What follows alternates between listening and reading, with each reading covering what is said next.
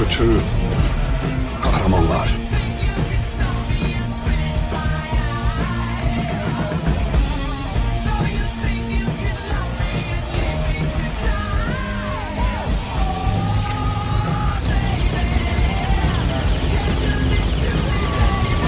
Hadi.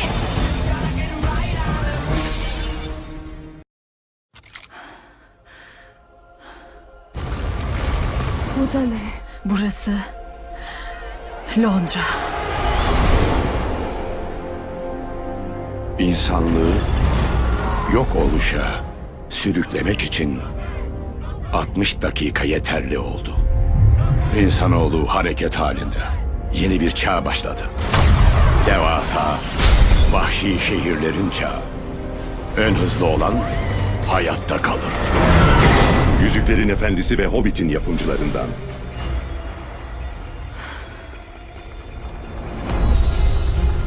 Hey! Dikkat et! Valentin. Bu annem için. Hayır!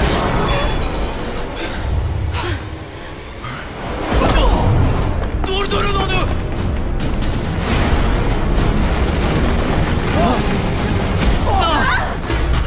Tom! Ona annemin niye öldürdüğünü sor.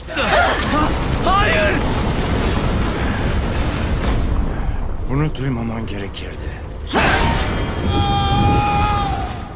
Hester Shaw, ben ölene dek asla durmayacak. İlk sen onu öldürmezsin. Bulun onları. Bu yıl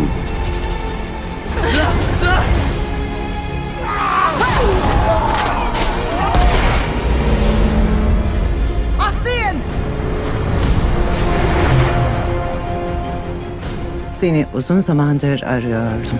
Annen tehlikeli bir şey bulmuştu. Valentin'den korkuyordum. Yapabileceklerinden. Bunu kontrol eden kişi dünyayı da eder. Onu durdurabileceğini söyledi.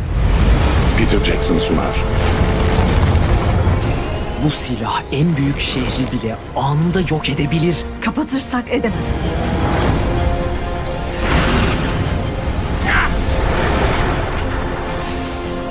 Kimse bunun karşısında duramaz.